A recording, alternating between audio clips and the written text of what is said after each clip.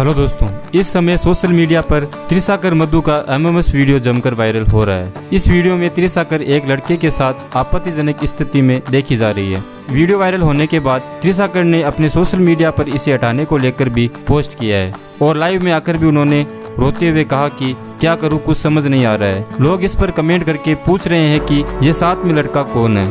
अब हाल ही में त्रिशा ने एक नई पोस्ट पर अपना दर्द बयान किया है। त्रिशा ने लिखा कि आप लोग बोल रहे हैं कि खुद वीडियो बनाया है। हाँ, हम दोनों ने वीडियो बनाया था, पर मुझे ये नहीं मालूम था कि कल को मेरे साथ धोखा होने वाला है। कोई किसी को गिराने के लिए इतना नीचे गिर जाएगा, यह पता नहीं था। आपको बता दें, इससे थोड़े समय पहले त्रिशा ने अपने सोशल मीडिया पर रोते हुए वीडियो शेयर किए। सोशल मीडिया पर कई रोते हुए वीडियो शेयर किए हैं, जिस पर उनके फैंस उनके सपोर्ट में खड़े होते नजर आ रहे हैं। वहीं कुछ लोग उनके कमेंट में आकर उनकी आलोचना भी कर रहे हैं और गालियां दे रहे हैं, जिनमें ज्यादातर कमेंट्स यही आ रहे हैं कि ये साथ में लड़का कौन है। तो दोस्तों, आज की वीडियो में सिर्फ इतना ही। देश दुनिया की बाकी खबरों के लिए हमारे साथ जुड़े रहें। धन्यवाद।